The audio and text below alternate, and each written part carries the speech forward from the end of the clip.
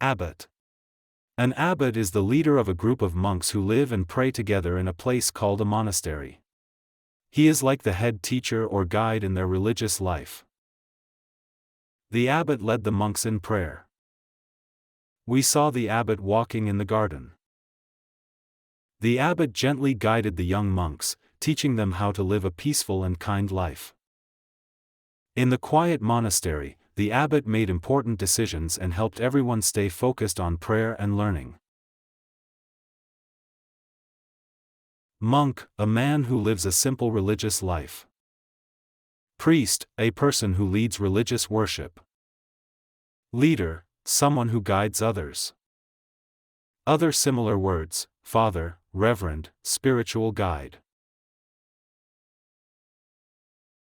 Follower, someone who is guided by another. Student, a learner, not the leader. Layperson, someone not part of a religious group. Other opposite words: newcomer, believer, civilian.